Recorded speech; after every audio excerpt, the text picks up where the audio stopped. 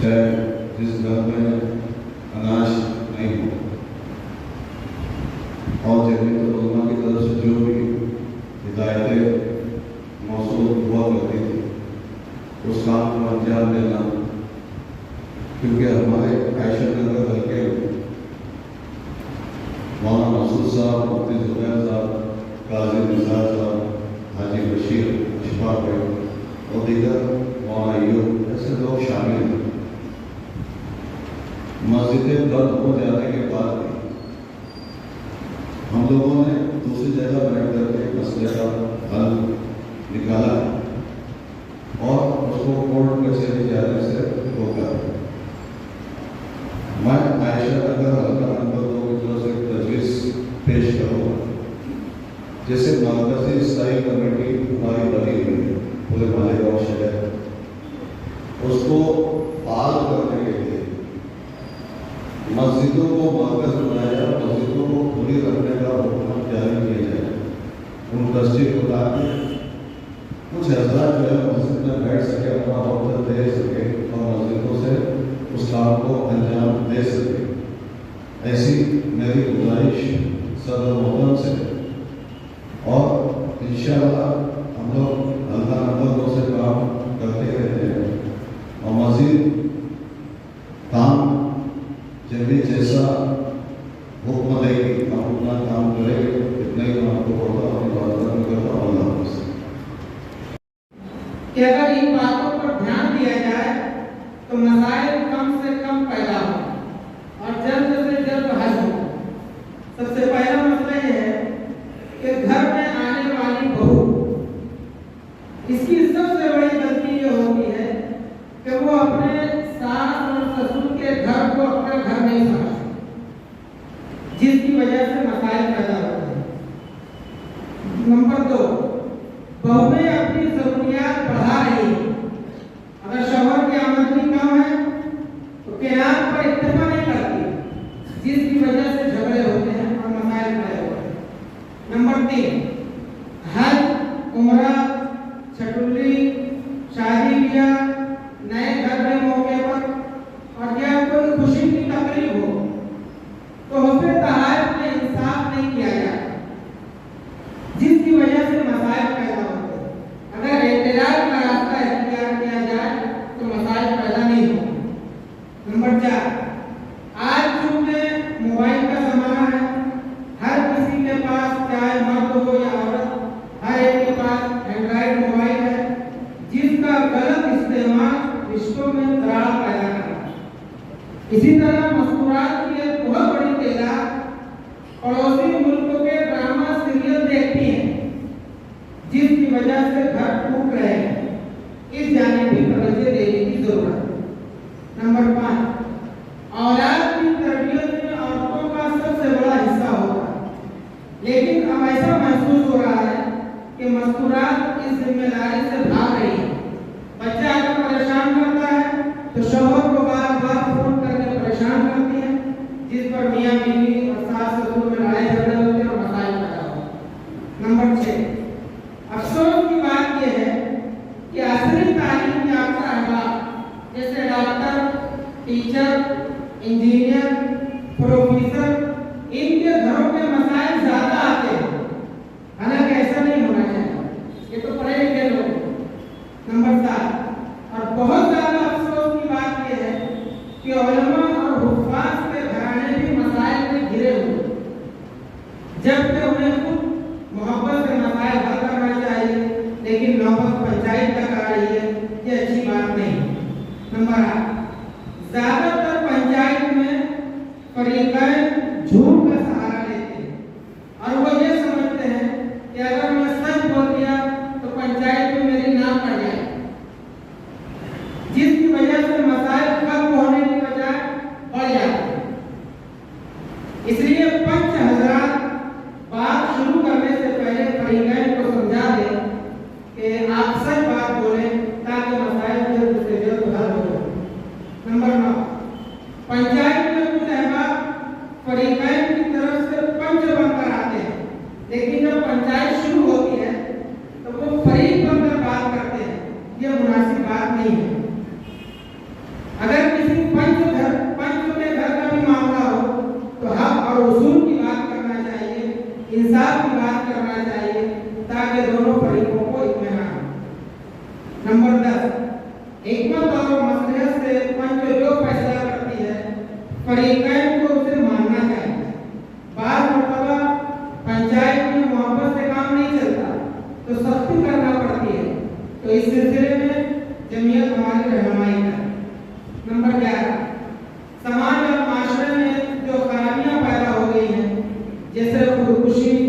نشہ، زنا، بدکاری وغیرہ، اس کے لیے مرکزی اصلاحی کمیٹی کی ایک تجویز یہ ہے کہ شہر بھر کی مساجد کے ائمہ کرام اور علماء کرام جو نماز جمعہ سے قبل خطاب کرتے ہیں، جمعیت کی طرف سے ان کے لیے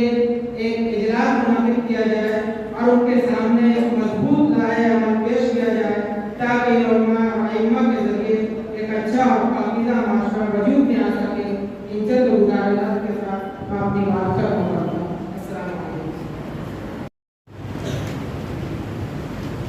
آج کی جلسہ دراصل یہ کافی پہلے سے ہے اور اس کی تاریخ اور جگہ بھی متعین ہو چکی ہے۔ 3 ستمبر کی تاریخ اور نعمانی مسیح اس کی جگہ طے ہوئی تھی، لیکن کچھ وجوہات کی بنا پر تاریخ کو بھی آگے بڑھا دیا ہے اور جگہ بھی تبدیل کر دی ہے۔ میں یہ بات واضح طور پر اس لیے کہہ رہا ہوں کہ شاید کچھ لوگوں کے ذہن میں ایسا ہوگا کہ ابھی جو لہر چل رہی ہے، نشہ مکالی، تمغے مکالی، قوم مکالی، یہ اس کا اثر نہیں ہے، بلکہ ہماری پیچھے میٹنگ منعقد ہوئی ستمبر کے مہینے، ستمبر ہی کے مہینے میں پچھلے سال میٹنگ منعقد ہوئی تھی اور اس کی اصلاحی کمیٹیاں وہاں سے فعال کردار کا شروع ہوا تھا۔ تو ایک سال ہم نے وعدہ کیا تھا کہ آئندہ سال بھی اس طرح کی تربیتی نشست اور یہ تمام کام کیے کریں گے، تو اس وجہ سے ستمبر کی تاریخ طے کی گئی تھی پہلے سے،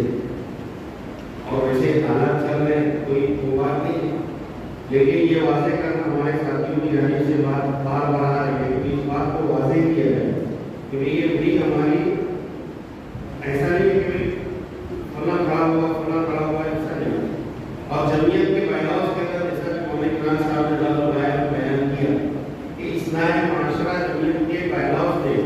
اور جب بھی جمعیت کا نیا چناؤ ہوتا ہے تو اس وقت باقاعدہ کمیٹی تشکیل دی جاتی ہے اصلاح معاشرہ کے نام سے، اور اس کا کنوینر متعین کیا جاتا ہے اور وقتاً اس کا جائزہ لے کر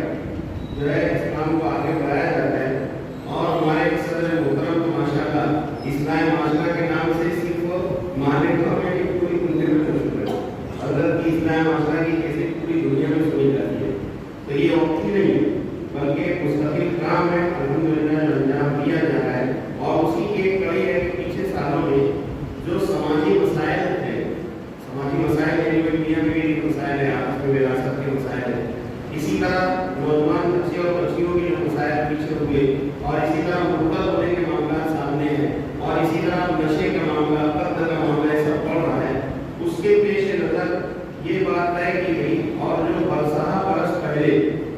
غالباً 1985 کے اندر ہمارے اس وقت کے اکابر تھے، آج بھی ہمارے اکابر ہیں جو زندہ ہے، اس میں سے حضرت مولانا قاسم اللہ رضوی صاحب اور مفتی نظام الدین قاسمی صاحب اور حضرت مولانا ادریس حبیب ملی صاحب، اور جو گزر گئے حضرت مولانا عبدالقادر صاحب رحمۃ اللہ علیہ، حضرت مولانا محمد حبیب ملی صاحب رحمۃ اللہ علیہ وغیرہ،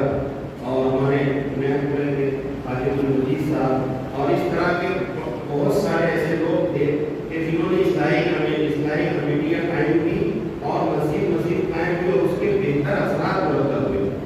اور اتنی بہترین اثرات مرتب ہوئے، اور اس کے بعد پھر موتی پورہ کے اندر جو کمیٹی قائم ہے وہ بھی اسی زمانے سے قائم ہے۔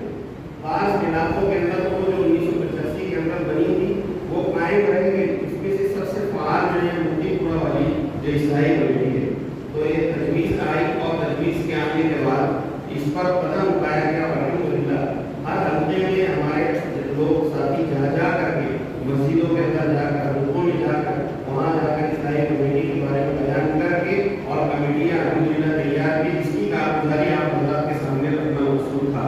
اس کا فائدہ یہ ہوا جیسا کہ ابھی یعقوب مفتی صاحب نے رائے دی، مفتی امتیاز صاحب نے رائے دی، اور عبدالجلیل صاحب نے رائے دی، تو اس سے ہمارے تمام ساتھیوں کو فائدہ ہوا۔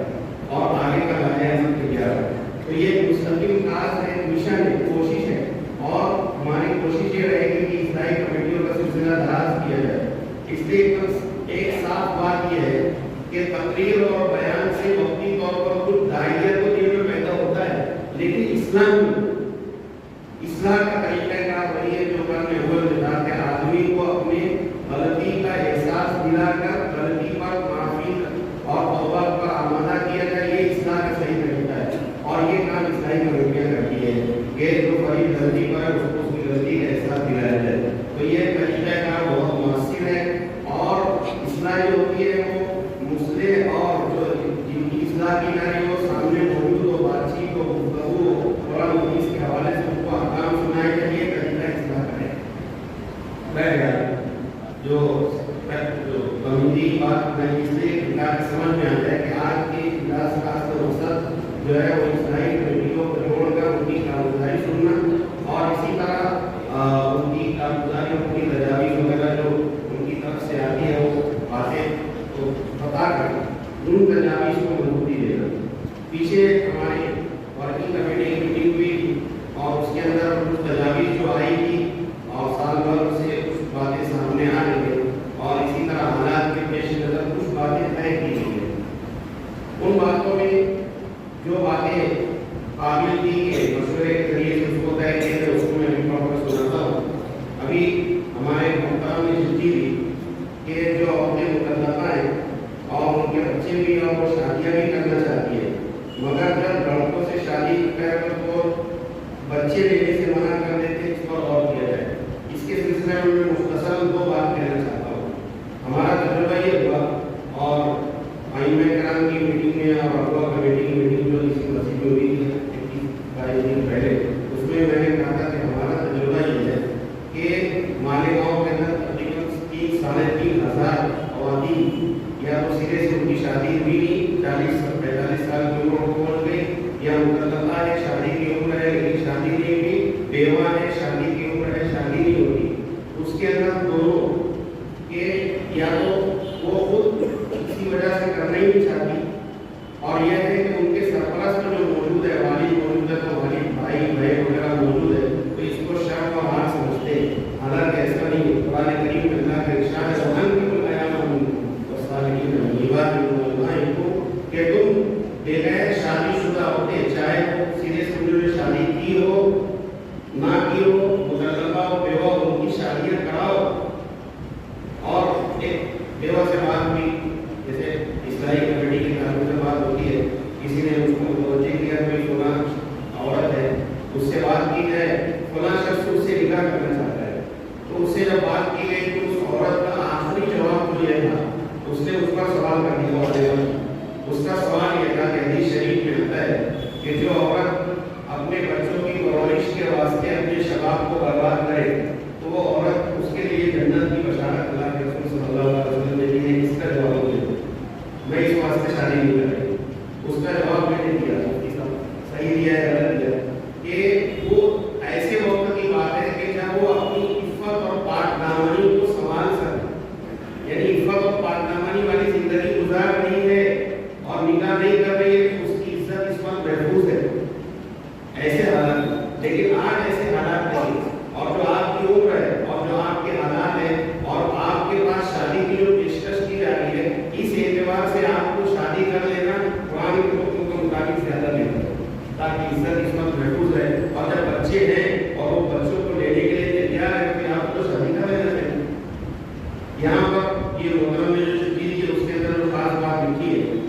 اور تو میں بتاؤں گا، شادیاں ایک بڑی عمر کی خواتین کی کیوں نہیں ہو رہی ہے؟ اس کی وجہ سے معاشرے کے مسائل پیدا ہو رہے ہیں، اس میں سرپرست کی رکاوٹ نہیں ہے۔ ایک عجیب بات ہے، آپ بھی سنیں گے تو حیرت ہوگی کہ ایک خاتون ہے جو 40-42 سال کی ہو چکی ہے اور وہ کسی اسکول کے اندر ٹیچر ہے، اس کے ماں باپ اس کی شادی نہیں کرنا چاہتے۔ اس خاتون نے ہمارے ساتھیوں میں سے ایک ساتھی کے پاس جا کر کے یہ کہا کہ میری شادی کراؤ، تو کیوں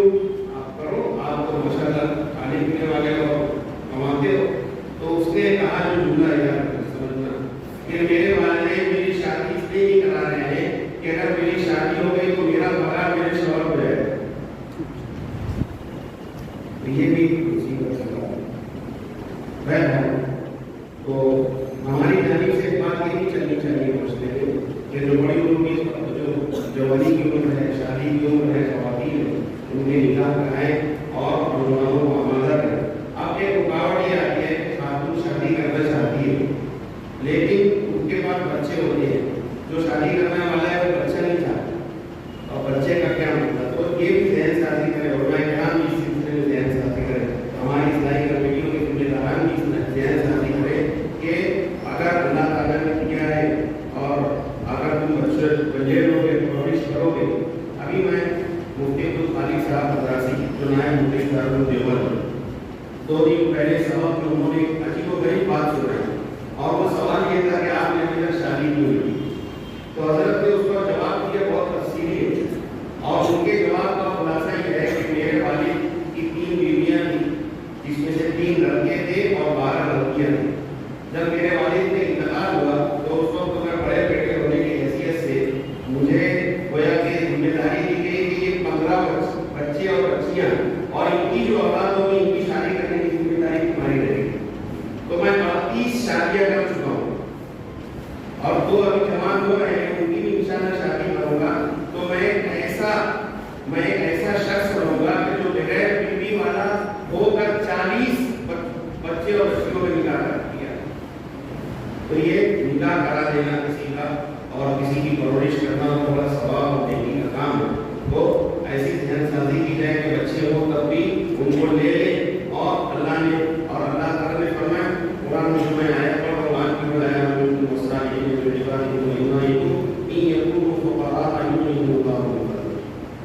इसी तरह आगे भी निकाह के जरिए से अल्लाह ताला फिर मान भी देता है। तो ये मोहतरम जो बच्चियाँ है उस पर बात है। अब मैं तजावीज़ के ताल्लुक से कुछ बात करके तजावीज़ के लिए आपको बताता हूँ। सबसे पहली तजवीज़ जो मंजूर हुई वर्किंग कमेटी में और बाकायदा अल्हम्दुलिल्लाह पहले ही काउंसलिंग सेंटर का नाम सुन रहे थे 2-3 दिन से, लेकिन उससे पहले से ही वर्किंग कमेटी ने मंजूर किया था कि काउंसलिंग सेंटर बिल्कुल दफ्तर पर कायम करना है। उसकी शक्ल हमने ये बनाई है कि हफ्ते का एक दिन शनिचर से लेकर जुमा तक, तो हर दिन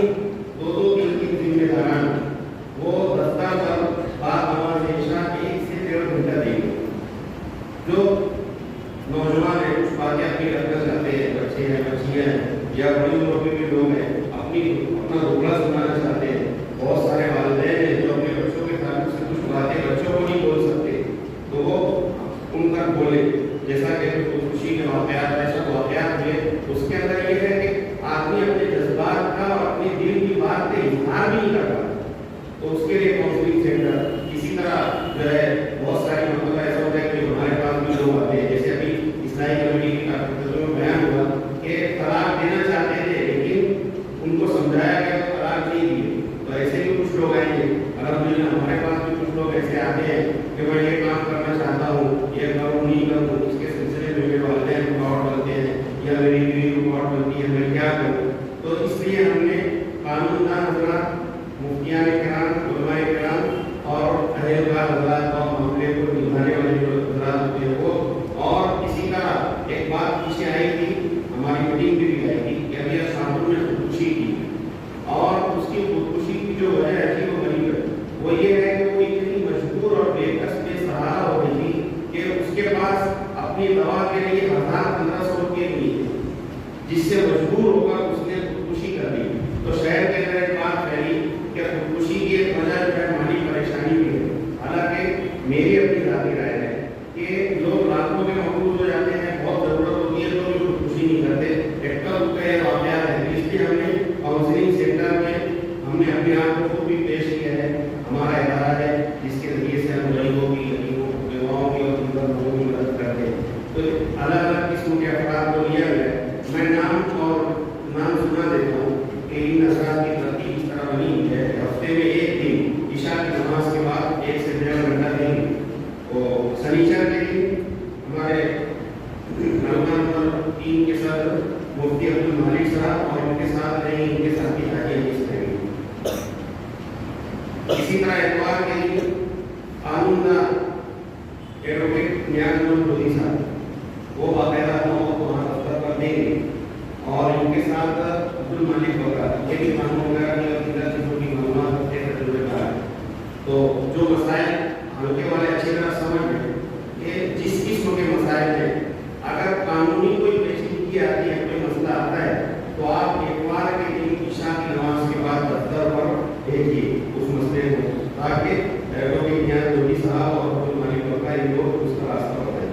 इसी तरह पीर के दिन मुफ्ती इम्तियाज साहब,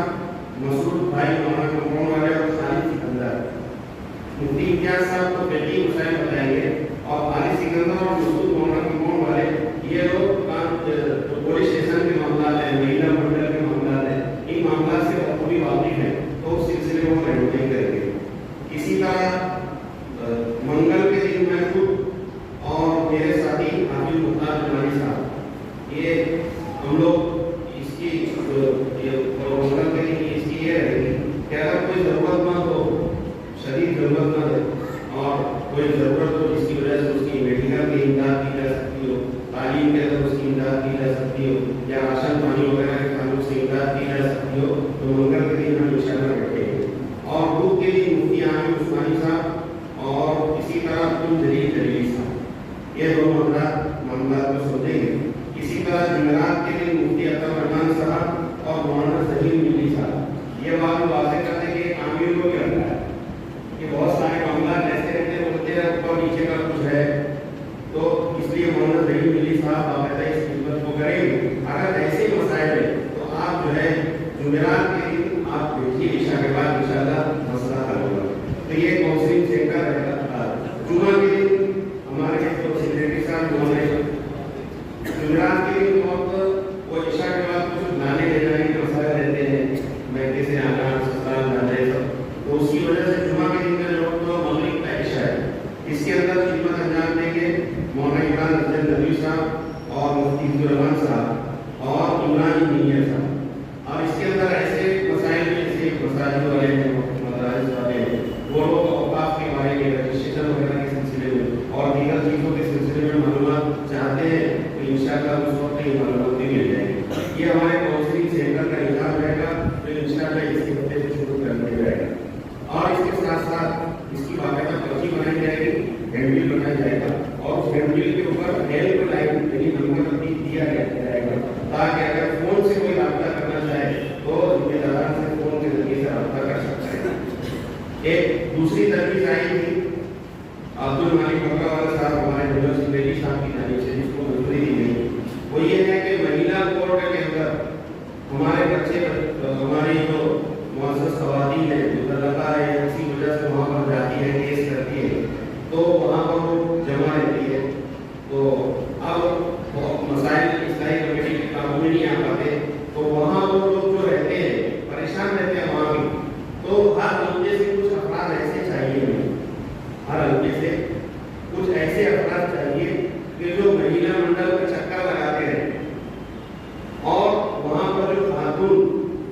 अपनी अपील के लिए वहाँ पर बैठी हुई है कुछ है, तो उसको अच्छे अंदाज से वहाँ से हटाकर समझा बुझा कि भाई तुम्हारा मसला यहाँ नहीं हल होगा, आप बोलो हम आपका मसला हल कर देंगे। तो हमें और इसके जरिए से उनको वहाँ से बचाने के लिए तो हमको हर हफ्ते से कुछ 2-3 अफराद ऐसे जरूर चाहिए, तो जो हफ्ते वाले हैं सब सेक्रेटरी और दीगर जो लोग हमारी पढ़ाई की कमेटी को अपने ध्यान में बात रखें और अपने आप को पेश करें। और